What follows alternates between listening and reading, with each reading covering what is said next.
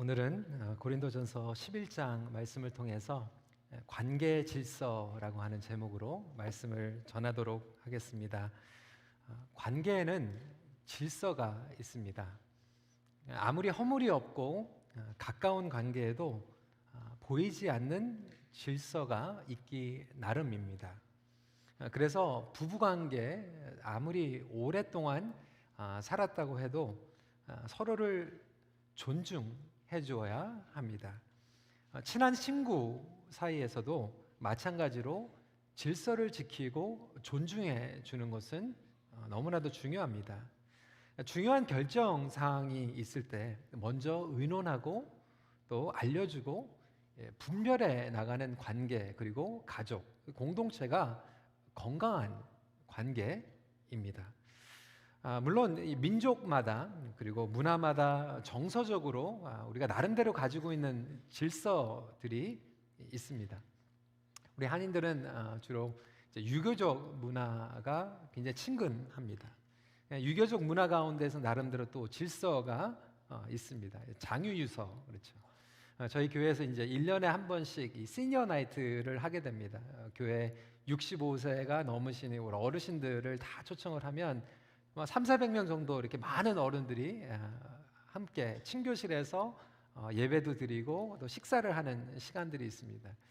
저는 그때마다 너무 재밌는 게 이제 식사를 할 때 이제 나이 순서대로 합니다. 90대 이상 먼저 가시고 80대, 70대 이렇게 되면 우리 장로님들도 이제 머리가 희끗희끗한데도 이제 막내라서 마지막까지 이제 기다리시고 제일 막내가 이제 저입니다. 그래서 제일 마지막에 이제 기다렸다 같이 식사를 하게 되는데 저는 그때가 너무나도 이렇게 재밌고 이렇게 친근감이 오게 됩니다. 왜냐하면 제가 20년 동안 이제 영어 목회를 했기 때문이죠. 영어 목회를 하면 뭐 절대로 저 안 기다립니다. 이제 children's first, 애들 다 먹고 가고 그 다음에 ladies first 이렇게 하고 그 다음에 이제 남자들은 이제 마지막 남은 것들을 이렇게 먹고 그렇게 합니다. 이게 유교적 문화하고 이제 북미 문화하고 좀 틀린데요. 제가 몇 년 전에 여기 말턴에서 저희가 이제 전도한 한 가족, non family인데 할아버지, 엄마, 아빠 그리고 손주, 손녀들까지 저희 EM에 다 나옵니다. 근데 이 할아버지가 이제 70th birthday, 칠순이 된 거예요. 그래서 예배를 드리고 싶어서 저를 초청을 해가지고 예배를 드리러 갔는데 뭐 이웃들 다 초청했고 그때 extended family, 뭐 조카들, 뭐 손주 손녀들 다 초청을 해가지고 큰 잔치를 이제 벌이는데 음식이 너무나도 많이 나온 거예요. 제가 보니까 누가 이 음식을 했나 그러니까 할아버지가 했다는 거예요.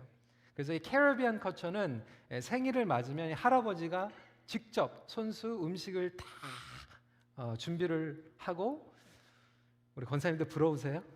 캐리비안 남자한테 결혼했으면 그렇게 음식을 다 준비해가지고 이제 거기서 끝나는 게 우리는 이제 birthday first, 그래서 생일 맞은 사람이 먼저 식사를 하는데 할아버지가 손주 손녀들을 다 불러가지고 아이들한테 일일이 다 먹여주는 거예요. 아이들을 다 먹여주고 나서 이제 식사를 하게 됩니다. 캐리비안 문화에서는 또 그게 질서이고 그것이 너무나도 당연한 것이죠. 그러니까 가정에도 이러한 질서가 있고요. 그리고 교회 공동체에도 질서가 있습니다. 말씀 가운데서 오는 질서가 있고 문화적으로 오는 질서도 있습니다. 어떠한 질서는 복음 가운데서 타협할 수 없는 질서이고 어떤 부분들은 정서적으로 어울려서 함께 덕을 이루는 그러한 질서들이 있습니다. 근데 이런 질서가 깨어질 때 사실 혼란이 찾아오게 되죠. 좀 우스갯소리이고 좀 창피한 이야기지만 지지난주에 제가 한국에서 말씀을 전하는데 좀 사고를 쳤어요. 어떤 사고였냐면 저는 주일마다 이제 설교를 할 때 이렇게 양복을 입고 올라가 가지고 설교를 합니다. 예전에 제가 이제 한국에 이제 초청을 받았던 한국에 있는 교회들은 조금 열려 있는 교회라서 제가 아무런 부담이 없이 이렇게 양복을 입고 가 가지고 설교를 했어요. 지난주에 설교를 했던 교회는 역사가 있는 장로교 70년이 넘는 그런 교회였는데 제가 이제 일부 예배 설교하기 위해서 10분 전에 도착을 했는데 양복을 입고 이렇게 도착을 한 거예요. 교회가 뒤집어진 거죠. 왜냐하면 목사님께서 한 번도 가운을 안 입고 올라간 적이 없는데 이 강사 목사가 지금 가운을 안 입고 지금 양복만 입고 올라가게 되니까 담임 목사님께서 가운을 벗어 던지고 사회를 보시고 장로님도 가운을 입고 대표 기도를 하시는데 장로님도 가운을 벗고 이제 올라오게 된 거예요. 굉장히 죄송하게 된 거죠. 예배를 드리고 나서 이제 자초지종을 듣고 나서 제가 목사님께 죄송합니다 목사님, 제가 미리 이거를 여쭤봤어야 되는데 몰랐습니다. 그러니까 목사님께서 이러시는 거예요. 목사님, 아니에요. 제가 주일날 정말 양복 입고 올라가고 싶었는데 한 번도 양복을 못 입었는데 목사님 덕분에 제가 양복을 입고 주일날 올라갔다고 그렇게 얘기를 하는 거예요. 그래서 그러시냐고 목사님, 저희 교회에서는 저희 뭐 이렇게 양복 입고 하는데 목사님도 꼭 그렇게 앞으로 하시면 얼마나 좋겠냐고. 그러니까 저희는 1대 목사님도 가운만 입으셨고 2대 목사님도 가운만 입으셨고 3대 목사님도 가운만 입으셨고 4대 목사님도 가운도 입으셨고 제가 5대 목사인데 10년 동안 한 번도 양복을 입고 못 올라갔습니다. 이렇게 얘기를 하는 거예요. 그 교회는 그게 질서예요. 그리고 그게 전통이라고 볼 수 있습니다. 10년 동안 목회를 했는데도 그 질서가 너무나도 중요하니까 함부로 하지 못하는 거죠. 여러분, 이러한 이 법과 이 질서들이 사실 있어요. 근데 이런 것들을 우리가 이제 21세기를 살아가면서 좋은 게 다 좋은 거지, 프리스타일이지라고 생각할 수 있지만, 제가 노예 서기로 섬기면서 분란이 일어나는 교회들을 보면 의도적으로는 다 좋게 결정을 한 것 같은데 이 질서와 절차를 무시해가지고 상처를 경험하는 그러한 공동체를 보게 됩니다. 오늘 가정도 마찬가지예요. 그리고 교회 공동체도 마찬가지입니다. 우리가 교회 안에서, 복음 안에서 자유하다라고 하지만 교회 안에는 나름대로 질서가 있습니다.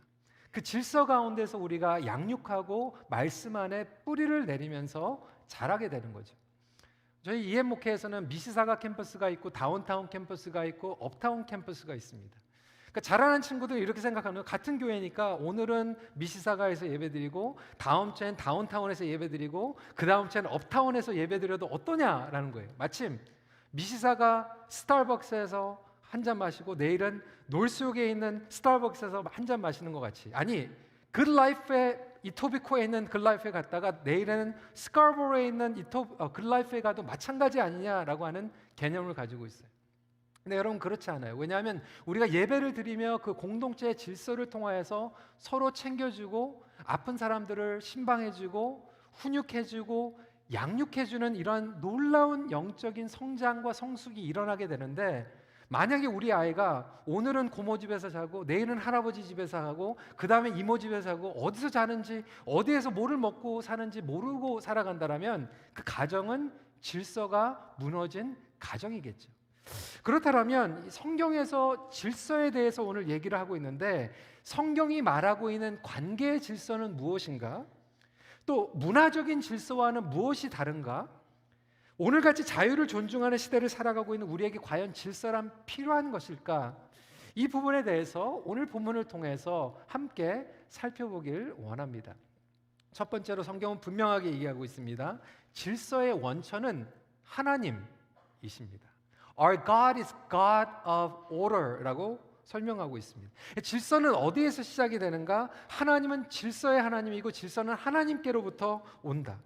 우리 하나님은 무질서에서 질서를 창조하신 분임을 믿으시기 바랍니다. 그러니까 창세기를 보면 케이오스가 일어나서 혼돈이 일어났습니다. 무질서가 일어났어요. 그런데 그 무질서 가운데서 하나님께서는 말씀으로 질서를 세우세요. 그게 창조입니다. 창세기 1장 2절 말씀을 같이 읽어볼까요? 시작. 땅이 혼돈하고 공허하며 흑암이 깊음 위에 있고. 그러니까 혼돈 상태에서 하나님께서는 질서 가운데서 천지를 창조하셨습니다. 여러분, 하나님과 우리와의 관계 질서가 있고요, 가정 가운데에서도 질서가 있고 공동체 안에서도 질서가 있고 그 질서는 아름답고 온전한 것입니다. 근데 문제는 죄로 인하여서 그 질서가 어긋나고 파괴되기 시작했고 그 질서를 가지고 잘못 사용하기 시작했다라고 하는 거예요. 그러니까 우리 예수님께서는 그 어긋나고 잘못된 질서를 다시 회복시키기 위해서 우리에게 구원을 주셨다라고 하는 거예요. 우리가 삼위일체 하나님을 예배합니다. 성부, 성자, 성령 하나님은 동등하시지만 그 안에서 역사하시는 권위의 질서가 있습니다. 예수님께서는 하나님의 아들이시고 독생자이셨지만 하나님의 아버지의 권위의 질서에 존중하시고 끝까지 순종하십니다. 성령님도 예수의 영으로서 우리에게 하나님의 마음을 전하고 하나님의 뜻을 이루도록 순종하도록 도와주시는 영이십니다.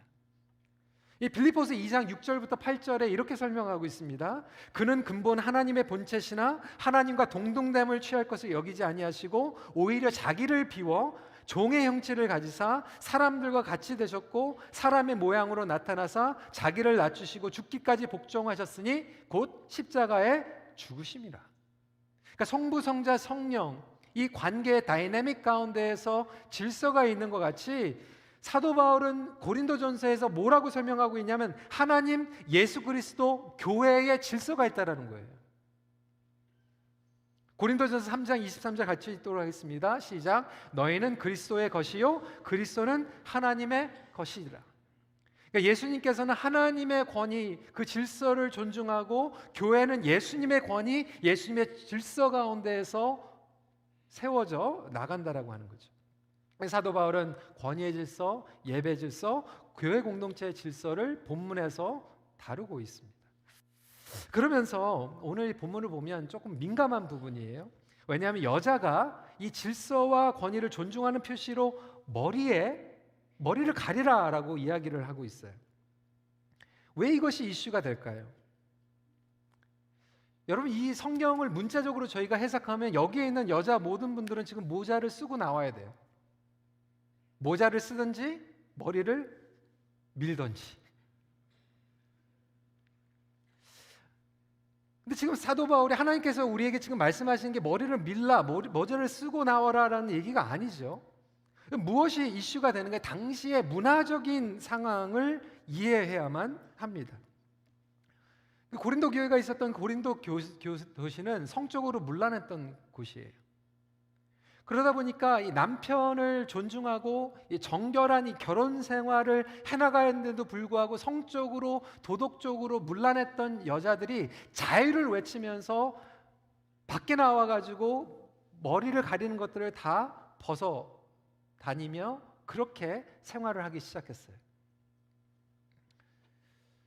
그런데 그러한 여자분들이 예수 그리스도를 영접하고 교회에 들어오면서도 마찬가지로 세상에서 하는 문화와 습관을 가지고 들어와서 교회 안에서도 똑같이 행동을 하기 시작했다라고 하는 거예요. 그러다 보니까 교회 안에서는 텐션이 일어나게 되고 갈등과 혼란이 일어나게 됐다라고 하는 거예요. 오늘 이슈의 핵심은 모자를 쓰고 말고가 아니라 무질서함과 자유를 미성숙 가운데에서 남용하는 문제에 대해서 이야기하고 있습니다. 그 당시에 문화적으로는 여자들이 머리를 커버하는 것이 성적으로 정결하고 단정하고 자기의 가정과 자기의 남편을 존중하는 표현이었어요.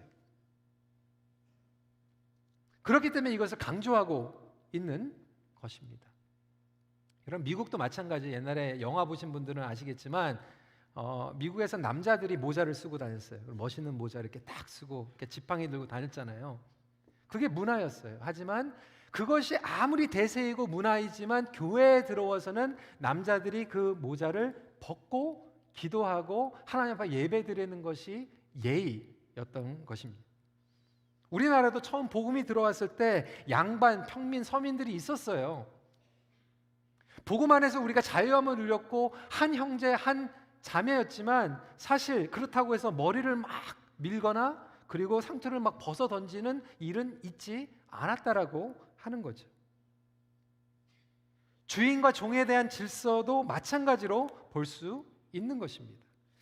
여러분, 하나님께서 주시는 말씀 가운데서는 영원 불변한 진리, 절대로 타협할 수 없는 진리가 있습니다. 예를 들어서 예수 그리스도의 유일성, 예수 그리스도만이 우리가 구원을 받는 길입니다.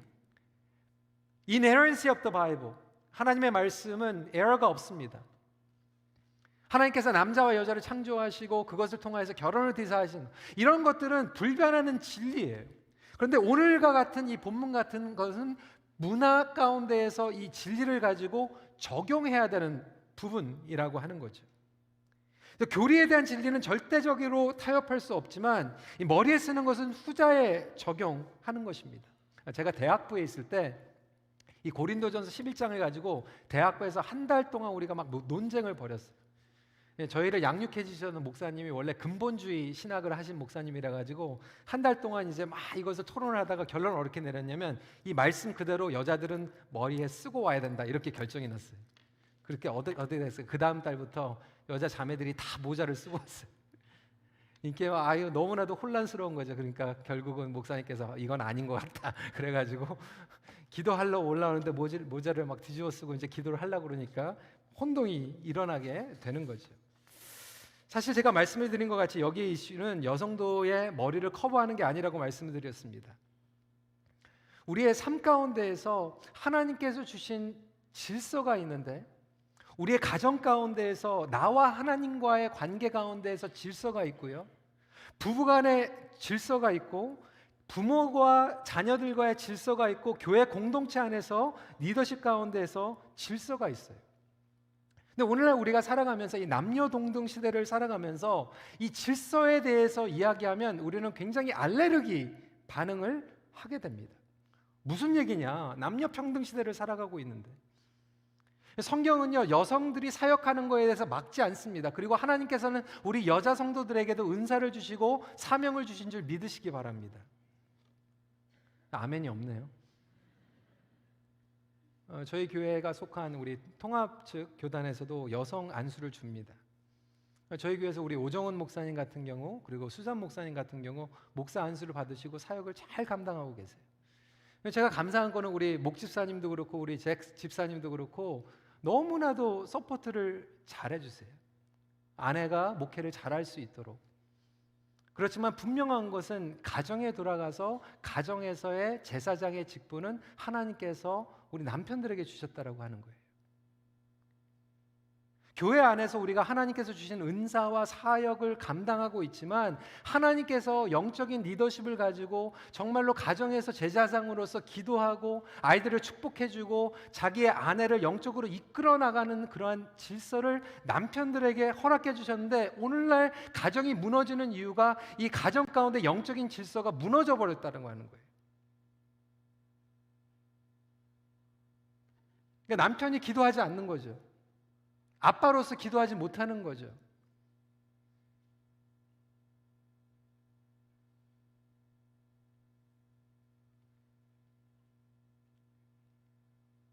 이런 가정 가운데 영적인 질서가 무너지다 보니까 더 이상 가정 가운데 하나님께서 주어진 너무나도 중요한 결정들을 기도하면서 결정하지 못하는 거예요. 그러니까 케이오스가 일어나게 되는 거죠.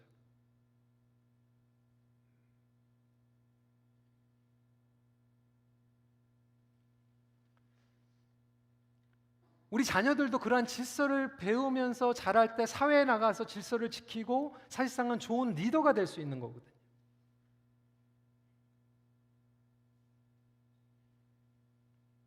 우리는 그것을 너무나도 쉽게 시대적인 반응을 가지고 뭐 성차별이다라고 이야기할 때가 얼마나 많은지 몰라요.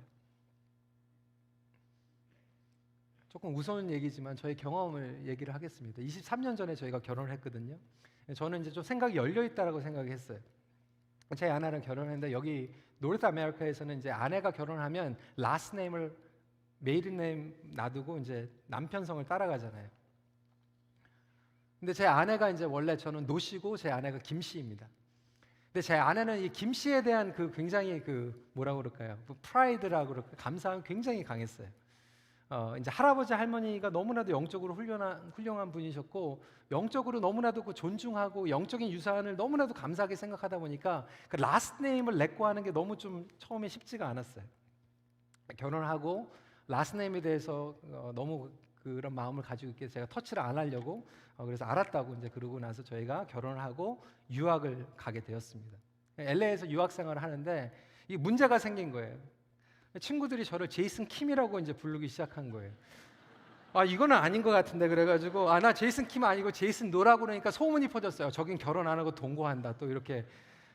저기는 남편은 노시고 자매는 이제 김씨니까 이제 동거 아니냐 뭐 이렇게 얘기가 나가지고 제 아내랑 앉아가지고 이제 안 되겠다 그래서 저희가 라스네임을 통일을 시켰습니다. 노씨로 바꿨습니다.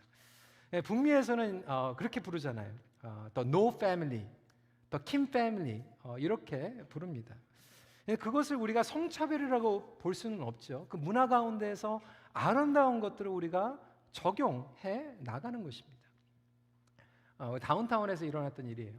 13년 전에 이제 다운타운 캠퍼스 처음 이제 개척하고 나서 여러분 거기 예배당에 가신 분들은 아시겠지만 예배당이 굉장히 좁아요. 그런데 무대가 굉장히 높아요. 그리고 성도들은 이제 밑에서 예배를 드리는데 이제 문제가 생긴 게 이제 자매들이 찬양팀을 인도하는데 치마가 이제 짧은 이 미니스커트를 입고 찬양을 하거나 이제 키보드에 앉아가지고 이렇게 반주를 하다 보니까 이 앞에 있는 이 남자 성도들이 이렇게 어디를 봐야 될지 몰라가지고 이제 힘들어하게 되고 이제 리더십들한테 이제 이거 좀 어떻게 좀 조치를 해달라 이렇게 한 거예요. 그래서 그것 때문에 저희가 리더십 당회를 했습니다. 결정을 내린 거예요. 그렇다. 올라가서 이렇게 찬양 인도를 할 때는 every Sunday가 아니라 올라가서 찬양을 할 때만 좀 무릎 밑으로 이렇게 가리는 치마를 입든지 바지를 입든지 아니면 앉아서 이렇게 반주할 때는 이렇게 뭐 카페트가 아니라 스카프를 이렇게 좀 두르면 좋겠다 이렇게 얘기를 한 거예요. 그래서 다 만장일치로 너무나도 기분 좋게 진짜 지혜로운 결정을 했다 그렇게 결정을 하고 얘기를 했어요. 그 다음 주에 이제 난리가 난 거예요. 다운타운에서 성차별이다. 복장에 대해서 어떻게 그렇게 얘기를 할 수 있어요? 남자에 대해서는 왜 얘기 안 하고 여자들에 대해서만 얘기를 하냐? 그래가지고 저희가 사과를 하고 그래 남자들도 미니스커트 그런 얘기는 아니지만 반바지 같은 거 입지 말고 찬양 인도할 때 슬리퍼 같은 거 신지 않고 그렇게 하는 사람이 없었지만 기분 나빠하는 사람들이 있으니까 그렇게 얘기를 했던 생각이 납니다. 제가 우스갯소리로 얘기하는 것 같지만 단편적인 이야기 같지만 오늘날 우리의 삶 가운데에서도 이러한 기본적인 에티켓 그리고 공동체와 다른 사람들을 배려하는 이 질서들이 너무나도 무너지다 보니까 너무나도 개인주의의 신앙생활, 내가 좋으면 내가 하고 내가 싫으면 내가 마는 그러한 신앙생활로 빠지기 시작했어요. 그러다 보니까 우리 아이들이 이 공동체의 능력과 공동체의 축복을 완전히 잃어버리고 떠돌이 생활하면서 신앙생활 하다가 오히려 그 신앙의 뿌리조차도 잃어버리는 경우들을 얼마나 많이 보게 되는지 모릅니다. 하나님께서 우리에게 주시는 것은 우리의 삶 가운데 지금 무너져 있고 엉망으로 내려가 있는 그 질서들이 무엇인가를 보게 하세요. 여러분 가정 가운데 지금 케이오스가 있을 거예요. 하나님의 말씀의 진리와 질서대로 움직이지 않는 부분들이 있을 거예요. 그 부분들이 하나님의 말씀과 하나님의 권위 가운데서 다시 회복되기를 주님의 이름으로 축원합니다. 어떤 분들은 그렇게 들을 거예요. 내 남편은 교회 안 다니는데 어떡합니까? 내 남편은 영적으로 깨어있지 않는데 어떡합니까? 그럼에도 불구하고 하나님께서는 여러분들에게 도전하고 계세요. 너와 나의 관계 가운데는 질서는 어떠니? 혹시 여러분들과 하나님과의 관계에서도 지금 케이오스가 있지 않습니까? 말씀 가운데 움직이고 하나님의 권위 가운데서 움직이는 것이 아니라 철저히 나의 욕망과 나의 계획과 나의 플랜 가운데서 모든 것들을 결정하며 어긋나 있는 질서들이 분명히 있다라고 하는 거예요.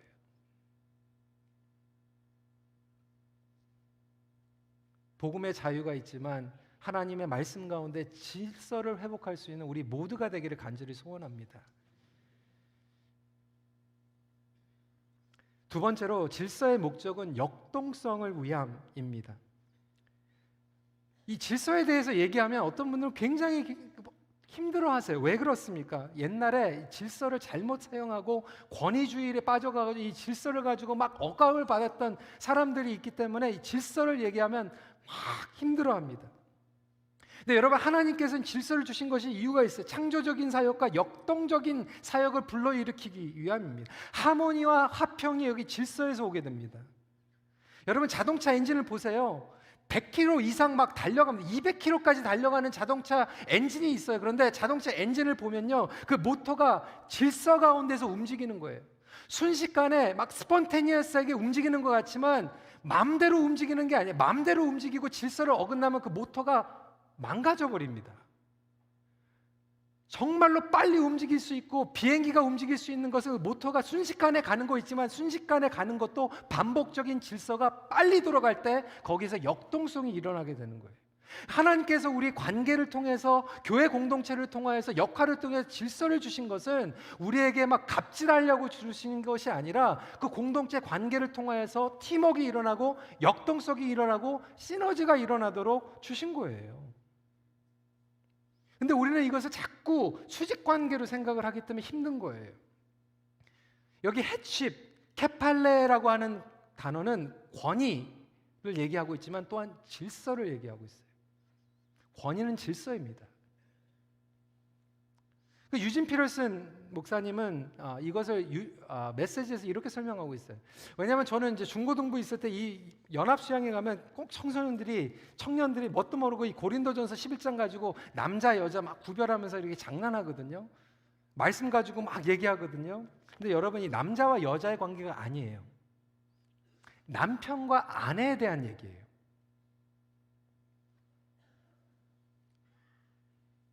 유진 피터슨 목사님은 이렇게 번역을 하고 있습니다. 우리 한번 같이 읽어볼까요? 시작.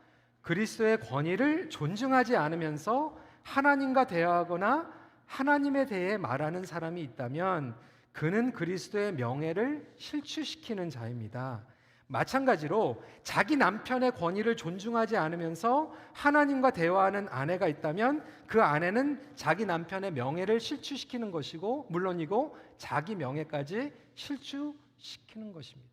그러니까 남자 여자 잘났다 못났다 그게 아니에요. superior, inferior 그게 아니에요. 그런데 자기 남편이 아무리 부족한 것 같아도 아무리 모르는 것 같아도 그걸 무시하고 disrespect하면 자기가 올라가지 않는다는 얘기예요.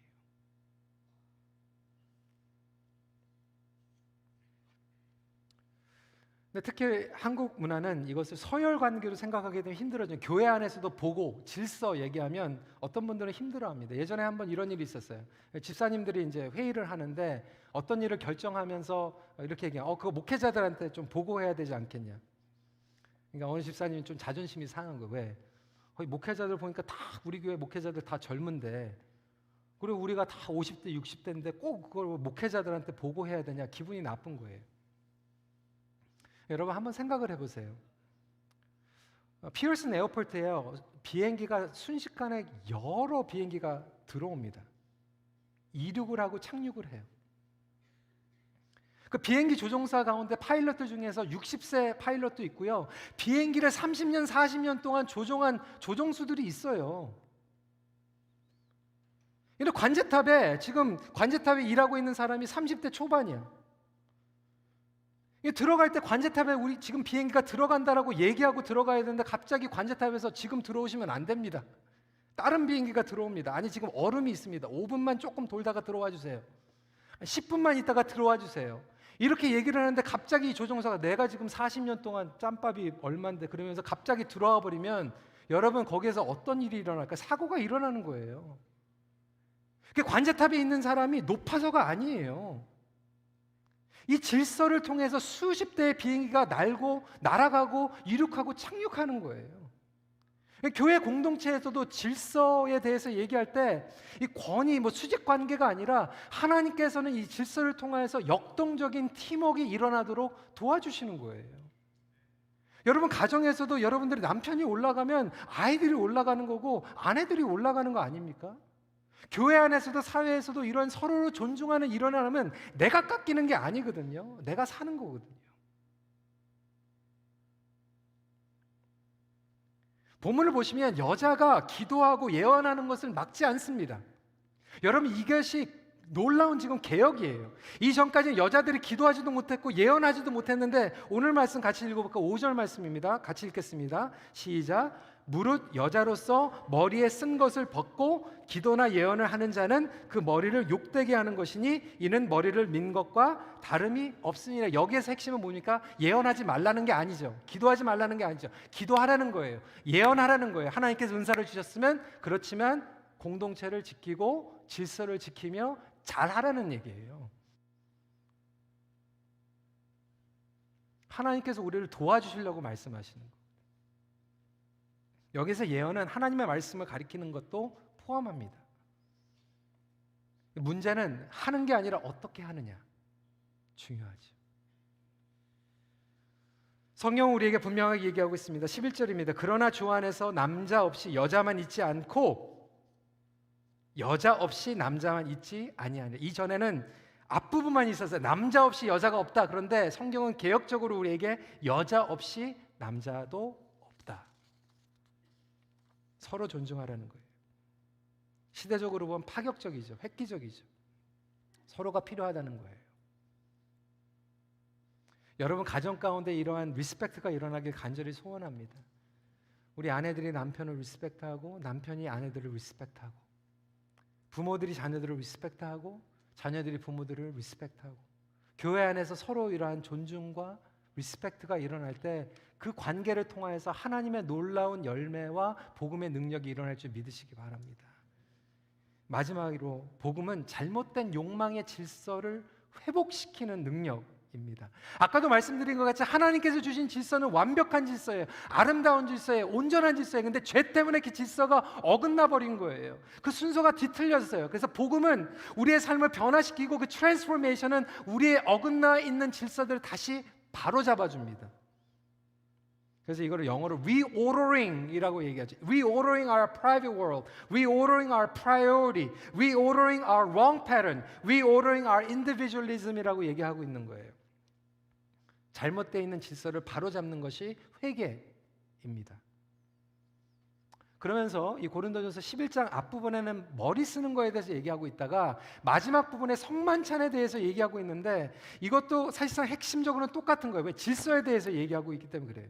여러분 이 고린도 교회에 또 한 가지 문제가 일어나는데 성찬식을 하면서 문제가 일어났어요. 아니 성찬식 하는데 뭐 문제가 일어날 게 뭐가 있습니까?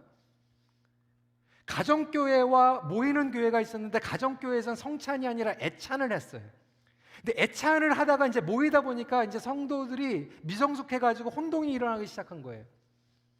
교회 당시에는 성찬을 하면서 어떻게 했냐면 자기가 먹을 것을 자기가 가져왔어요. 목장 식구들이 목장에서 성찬할 걸 가지고 온 거예요. 그러다 보니까 많이 있는 목장은 많이 가져오고 적게 있는 목장은 적게 가져오고 어떤 목장은 아예 가지고 오지도 못하게 된 거예요. 그러다 보니까 많이 가져온 목장과 많이 가져온 성도는 어떻게 생각하냐면 내 돈 내고 내가 가져왔는데 내가 왜 내 마음대로 못해 그러고 먼저 먹어버렸어요. 그러다 보니까 성찬을 하면서 공동체가 하나가 되고 기다려주고 존중해줘야 되는데 이 균형이 깨져버리고 먼저 가져온 사람은 먼저 먹고 많이 가져온 사람은 많이 먹게 되는 문제가 일어나게 된 거예요. 아니 이게 지금 우리랑 무슨 상관이 있나? 물론 우리가 성찬식을 하면서 이런 문제는 없습니다. 오늘날 우리에게 똑같은 자세의 문제가 있다라고 하는 거죠. 어떤 문제입니까? 내 건 내 거다. 교회에 내 거 가져와서 내가 하는데 누가 뭐라 그래? 교회는 내가 원하는 거 내가 얻기 위해서 가는 거야. 그래서 철치 쇼핑이라는 말이 생겼어요. 철치 핫핑이 생겼어요. 여러분 교회 쇼핑 다녀요. 그게 어떤 생각에서 온 거죠? 교회 내가 헌금 내고 내가 원하는 대로 얻게 가는 거예요. 그리고 몇 년 가다가 내가 얻는 것에 더 이상 얻을 게 없으면 딴 데로 옮겨가는 거예요. 그게 철치 쇼핑이에요. 소비자의 마음과 자세로 신앙생활을 하기 시작하는 거죠. 이게 고린도 교회와 똑같다라고 하는 거예요. 그러다 보니까 교회가 개인주의로 자꾸 변질되게 되는 거죠. 사도 바울은 이렇게 얘기하고 있어요. 배고픈 사람은 집에서 먹어라. 내 돈 내고 내가 하는데 누가 먹으라고 그래? 집에 가서 하라는 거예요. 때로는 교회에서 교회를 이용해서 내가 이득을 얻으려고 하고 어떤 경우는 비즈니스를 통해서 목장 안에서 힘든 관계들이 생기기 시작하고 집에 가서 하라는 거예요. 교회 바깥에서 하라는 거예요. 오늘날 끊임없이 자기의 욕망을 추구하고 소비하는 개인주의. 마침 교회가 정말 스타벅스 굿라이프처럼 오늘은 저기 갔다가 내일은 저기 가도 되는 것처럼 내가 원하는 것을 얻으러 간다라고 하는 생각이 지배하는 순간 우리는 예수 그리스도를 소비하기 시작합니다. 성찬식의 정신은 사도 바울이 얘기하는 것은 우리는 예수 그리스도를 복음을 소비하기 위해서 오는 게 아니라 소비당하기 위해서 온다라고 하는 거예요. 그래서 영어로는 There's a difference between consuming하고 being consumed. 그래서 진정한 변화는 우리가 복음을 소비하기 위함이 아니라 소비되기 위해서 나온 줄 믿으시기 바랍니다. 그러니까 오늘 여러분들이 예배를 드리는 온전한 예배는 내가 오늘 뭐를 얻었다, 내가 소비했다가 아니라 내가 하나님 앞에 드렸다, 소비를 당했다가 온전한 예배인 줄 믿으시기 바랍니다. 이게 변화예요. 질서가 바뀌어져 버리는 게 변화예요. 나 중심에서 공동체 중심으로 바뀌는 것. 교회 안에서 강자와 약자가, 가지고 있는 자와 가지고 있지 않는 자와 남자와 여자가 차별이 없이 하나님 앞에서 동등하게 쓰임받고 존중받는 새로운 질서. 우리 기도도 마찬가지. 하나님, 내가 결정했는데 하나님 축복해 주세요. 이 질서가 다시 바뀌는 거예요. 하나님, 내 결정은 내려놓고 하나님 뜻을 따를게요. 이러한 새로운 질서가 일어나길 주님의 이름으로 축원합니다. 내가 좋은 것, 내가 편한 것을 추구했는데 이제는 내가 불편해도 하나님 기뻐하시는 것이면 하겠습니다라고 질서로 바뀌는 게 성장과 성숙이에요. 여러분, 어르신들이 그렇게 얘기하잖아요. 결혼하면 철든다고, 애 낳으면 철든다고. 왜 철듭니까? 옛날에는 내가 먼저였는데 결혼하니까 배우자 먼저, 자식 먼저, 질서가 바뀌어서 철드는 거예요. 질서가 안 바뀌는 가정이 케이오스죠. 여러분 가정 가운데에서, 여러분 사회 가운데서 지금 케이오스가 얼마나 많이 있습니까? 왜 그러한 혼란이 일어납니까? 하나님의 말씀의 권위의 질서에 다스림을 받지 않고 있기 때문에 케이오스가 일어난 거예요. 오늘도 그 말씀을 알고 있지만 내가 반항하고 있기 때문에 케이오스가 일어나고 있는 거예요. 그렇다면 그 케이오스가 일어난 부분들이 하나님의 말씀의 질서 가운데 다시 한번 회복되기를 주님의 이름으로 축원합니다.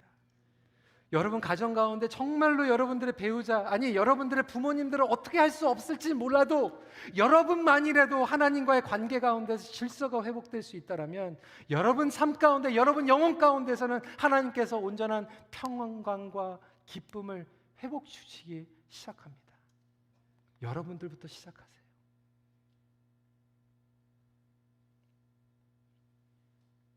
말씀을 정리합니다. 새로운 질서를 창조해 주시는 하나님을 만나며 회복을 경험하십시오. 같이 기도하겠습니다. 오늘 이 시간에 함께 기도하면서 오늘 집중적으로 좀 기도하기 원하는 부분들은요, 우리 삶 가운데 지금 케이오스, 혼란, 정말 어려운 부분들, 그런 부분들이 있을 거예요. 관계 가운데서도 질서가 깨어져 있는 부분들, 하나님과의 관계 마찬가지고 여러분들 부부간의 관계, 자녀들과의 관계, 공동체 안에서 지금 어긋나 있는 그런 질서들, 우리 시간에 주님 앞에 그 부분들을 인정하고 주님의 말씀을 회복시켜 주세요. 온전히 내가 주님을 소비하고 그 관계들을 소비해 나가는 것이 아니라 오히려 내가 소비당하고 쓰임받고 내려놓는 삶을 통해서 하나님, 나의 삶의 모든 영역들이 다시 한번 새로운 질서 가운데 회복되게 하여 주시옵소서. 우리 시간에 함께 기도하는 시간 갖도록 하겠습니다. 기도하시겠습니다.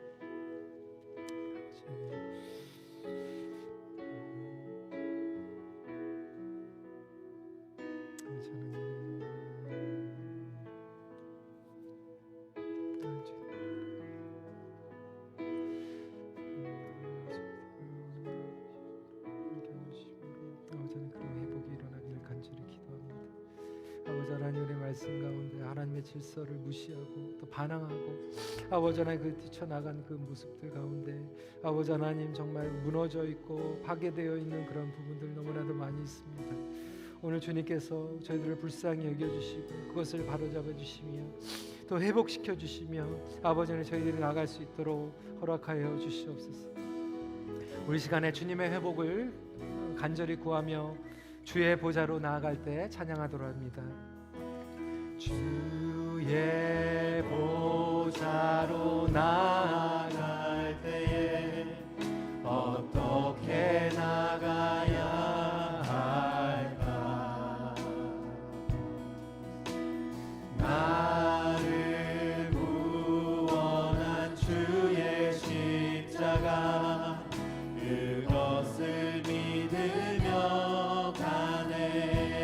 주의 보좌로 나아갈 때 나 여전히 주의 보좌로 나아갈 때에 나 여전히 부족하나 나를 품으신 주의 그 사랑 그것을 믿으며 가네 자격 없는 내 힘이 아닌 자격 없는 내 힘이 아닌 오직 예수님의 보혈로 자격 없는 내 힘이 아닌 오직 예수님의 보혈로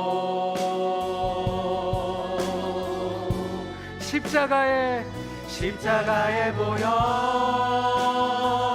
완전하신 사랑 힘입어 나갑니다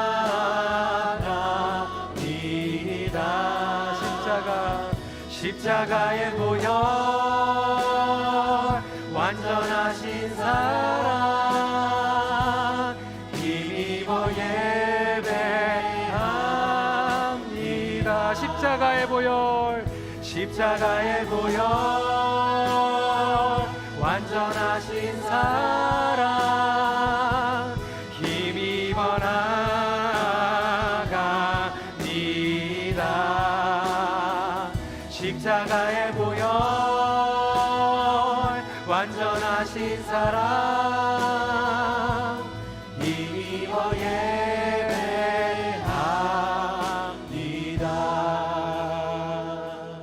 우리 시간에 봉헌기도자 나오실 때까지 다시 한번 이 찬양을 붙잡고 기도하면서 하나님 나의 삶은 너무나도 무질서하고 무너져 있는 부분들이 많이 있습니다.